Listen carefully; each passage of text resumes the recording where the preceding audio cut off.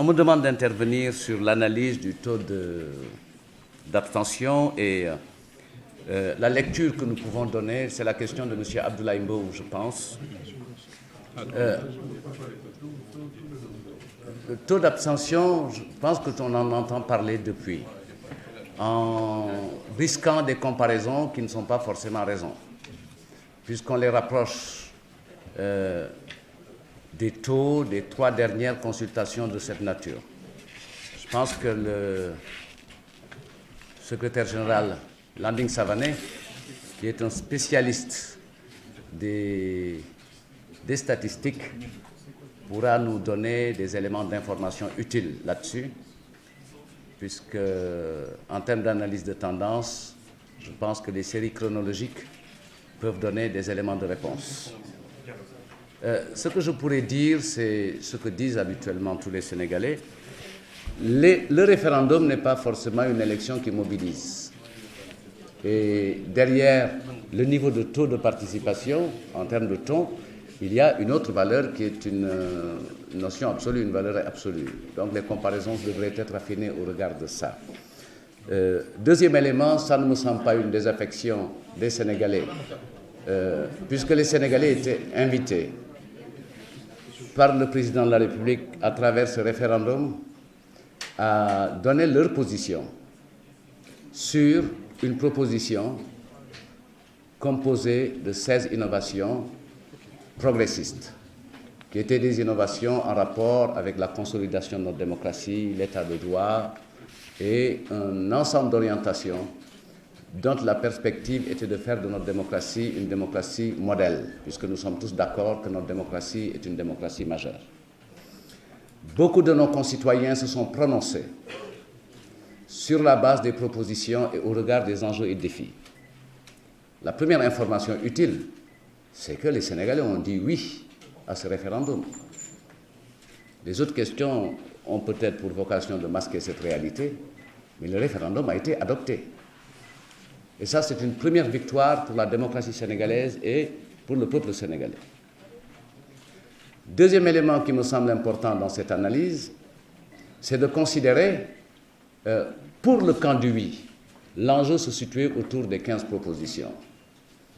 Le camp du non, qui s'est élargi à d'autres forces qui ne sont pas forcément des forces politiques traditionnelles, a donné une lecture et a positionné les enjeux au-delà ou en deçà du référendum. En deçà, puisqu'il me semble qu'ils n'ont jamais été à la hauteur des enjeux et des défis, puisqu'ils sont restés bloqués sur des questions qui étaient dépassées. Donc, ils en ont fait une sorte de présidentielle, se prononçant sur le bilan du président Macky Sall.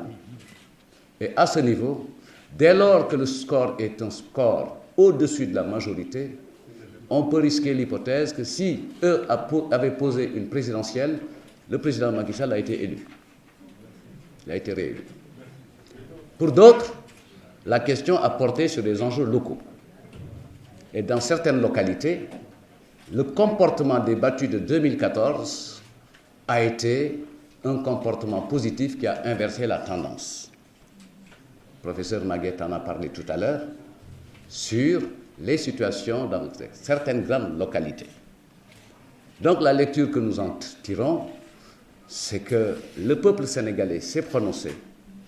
Il s'est prononcé sur les bases de la démocratie avec une règle de majorité bien claire, bien établie, parce que le référendum est passé avec le minimum qu'il faut.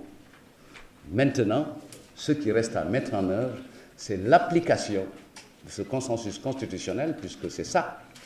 Nous sommes d'accord que la Constitution va être révisée et les innovations contenues dans cette proposition doivent être rapidement mises en œuvre pour que les Sénégalais comprennent que tout ce qui a été dit en deçà des propositions et au-delà n'est pas conforme à la réalité. Toutes les supputations qui ont mis en place un voile de fumée qui nous a empêchés, qui a empêché beaucoup de Sénégalais de voir la réalité, va se dissiper. Et on comprendra que cette révision constitutionnelle a les attributs de la consolidation, elle est une révision progressiste et elle fera avancer notre démocratie.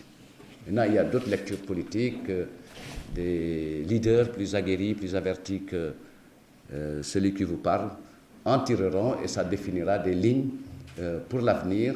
Mais retenons que si il y a un niveau de rejet ou de non, parce que pour moi le non est confus, s'il y a un niveau de non, il n'en reste pas moins vrai que le président Macky Sall est le président du camp du oui et le président du camp du non.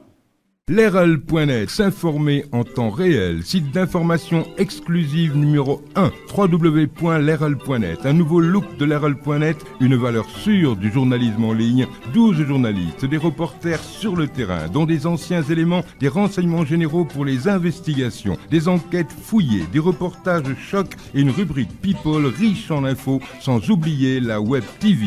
Leral.net, s'informer en temps réel.